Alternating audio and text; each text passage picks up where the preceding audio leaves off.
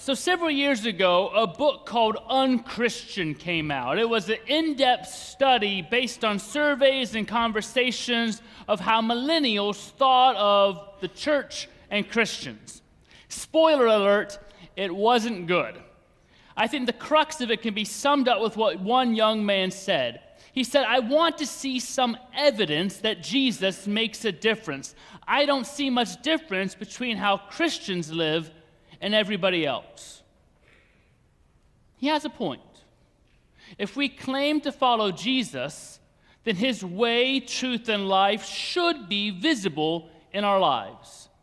In Galatians, Paul puts it this way: if we have been given new life by the Spirit of God, then we will live by the Spirit of God. Then our lives will manifest the fruit of the Spirit, which is love, joy, peace, patience, kindness, generosity, faithfulness, gentleness, and self-control. Anybody remember that old song about the fruits of the Spirit when you grew up in Sunday school? Maybe we'll bring it back one day. So this winter, we're going to talk about the fruits of the Spirit, starting with the love we show as everyday disciples of Jesus. We share the love that shapes us. Relationships, love of God and love of each other, are the most important things when it comes to following Jesus. We should hold relationships above belief. I've said that with is the most important word in the Bible. God is with us. We are made to be with God and with one another. And with can't happen without love. Love is what binds us together. If we aren't loving, we aren't following Jesus. That's why when a scribe asked Jesus which commandment was the most important, Jesus gave the response many of us know by heart. We know it, but we often forget it when the stakes are high, when we're stressed, when we're overwhelmed, when we're hurt, when we're too focused on I instead of we. Jesus spoke the simple truth. The first commandment is, "Hear, O Israel, the Lord our God, the Lord is one. You shall love the Lord your God with all your heart, with all your soul, with all your mind, and with all your strength." The second is this: you shall love your neighbor as yourself. There is no other commandment greater than these. We know that we should be known for our love. We know the truth, but we struggle to practice it. Even when we try to do the loving thing, sometimes the loving thing isn't always the obvious thing. Sometimes we've learned as the mission committee that just to give people everything they want isn't always the loving thing. That can actually end up hurting more. It's called toxic charity. We want to tell the truth sometimes the hard truth. How do we do that in a loving way?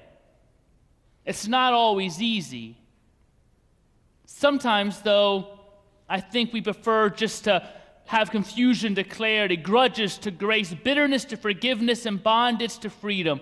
Such conflicted thoughts keep us from the clear command to love. Such ambiguity keeps us from tending to the simple but hard work of love. I think if I were to cite one failure of the church universal from thousands of years to now and in the future, it'd be the failure to love. I remember one particularly rancorous Presbyterian meeting several years ago at which some controversial issues were being discussed. One pastor got up and said the church is in danger of sinking because it didn't stand for anything anymore. One of the elders from my congregation whispered to me, "The thing that bothered my children when they were growing up was not so much that the church didn't stand for anything, that the church didn't practice enough love." We are to speak the truth, yes. We are to speak the truth with love. We should hold relationships above beliefs. We should prioritize love over dogma and doctrine. Jesus never told us to love our religion or separate over people who have different beliefs or even values. But he told us to love one another again and again and again. We still haven't listened or gotten the point or figured it out yet. It's hard. Listen to what Paul says about love. Love is patient. Love is kind. Love is not envious or boastful or arrogant or rude. It does not insist on its own way. It does not rejoice in wrongdoing, but rejoices in the truth. It bears all things, believes all things, hopes all things, endures all things. Love never ends. We hear these words at weddings. We ought to memorize them and say them to ourselves when we wake up, when we go out, when we lie down. Christian love is as strong as steel and as gentle as a kiss. It's not so much a feeling as an action, not an emotion, but an attitude toward life. In his catechism, Martin Luther said that if we love and keep the first commandment, then everything else will follow. Today is Epiphany Sunday. It's more than Magi following a star. Epiphany is the celebration of the moment when Jesus was recognized as the human incarnation of God. Divine love takes human form in Jesus Christ. We see the evidence of steadfast love, the steadfast love of God in Jesus. I hope we have our own epiphany this year, the revelation and realization that when we practice love as Jesus commands, then we find the simplicity that comes with getting our priorities straight. We learn what to jettison and what to keep. We learn how to set a new course for our lives. We learn how to endure the winds that blow and the waves that swell. Our lives come into balance. When we love as Jesus loves, then we cannot be satisfied with getting our own way. We can only be satisfied when justice is extended to the poor, the powerless, and the downtrodden. If we love, we cannot be concerned only with our own well-being, but the well-being of others. If we love, then pride has no place in our hearts. But in humbleness of spirit, we come before God. The simple truth is that you and I, as ordinary disciples of Jesus, are called to love God and to love neighbor.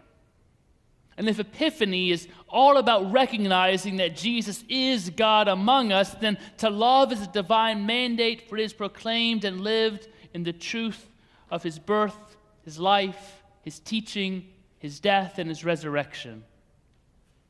Over the years, I've seen congregations get tangled up in issues that have robbed the church of its energy and waste its time over matters of little importance. I've seen some disciples so focused on one issue that they forget the greater commandment to love. I've seen people in churches get so focused on one issue or another that friendships end, families split, the church splits because the belief or the issue took on more importance than love. On the other hand, there are many disciples who persist in love. In my first church, we started a free monthly meal for the community, so no one had to eat alone. And for those who were food insecure, they'd have a nice community meal with others. Not everyone liked the idea. Some thought it was a waste of time and of energy and of resources. But Connie and Roger believed it was the loving thing to do. And while I was there to help start it and to cook for a while, they have kept it going these last 15 years, despite opposition, despite lack of volunteers. It's been their ministry of love. Oh, I could go on. There's Pete and Doris Fall, who have been on countless mission trips again and again every year, just serving out of love for those they know, those they don't know, in this country, overseas. There's Craig Smith, who goes to downtown Daily Bread and the food pantry and other missions in Harrisburg consistently over the last decade or more. There's the refugee resettlement team, who a couple years ago welcomed a family into Hershey and have spent countless hours helping the Haikal family find their way in a new home. It hasn't always been easy, but it's been a labor of love, even when they've had to give them hard truths, set them on difficult paths. They knew this, even though it was hard, they may not want to hear it, it may be difficult for them. This was the loving thing to do to help them ultimately. It's been a labor of love. There are so many stories from every church I've served of people following Jesus' command and way of love as faithfully as the Magi followed the star. And in both cases, that way leads directly to Jesus. Now, friends, our community, our church, our nation, our world, we've been through a difficult time these last few years. Whether it's been bitterly contested elections, wars, disease, violence, it's been difficult at times. As a congregation, we have celebrated our 300th anniversary last year. But we've also experienced numerous transitions, challenges, and changes, tough decisions in the last few years. In our community, our nation, and church, we've had disagreements and arguments about the future, about programming, about policies, about decisions, about what needs to change, what should stay the same. Despite disagreements, despite different ways of doing things, we are called to love one another. Love takes the form of patience and forbearance. Love means listening to one another, respecting one another. Love means forgiving one another. It means reconciliation, as was the theme of our 300th year. We're in a new year now, our 301st, and now's the time to move on with the business of the church, to witness the love of Jesus Christ that Jesus has for all of creation, for all of God's children. We don't have to make it complicated with big and bold visions. We simply need to love one another. Love will always lead us to Jesus. I'd love to talk to that young man again who asked for some evidence of love. I want to say to him, yeah, you're right. We often do fail to live as though we follow Jesus. But I also want him to see you. I want him to see love in action, the fruit of the Spirit which flows from God through you. Like the star that led the Magi, your love may just lead him and countless others home. And may your love always lead people to this table, because this table is the love of God for you. It's for all people. Everywhere, there is always a place at this table for you. There is love and grace and forgiveness for you here. This is God saying, I love you too much to stay away from you. I love you to death, so that nothing can take you away from my love. So come, like the Magi followed the star, come to this table and know the love of God.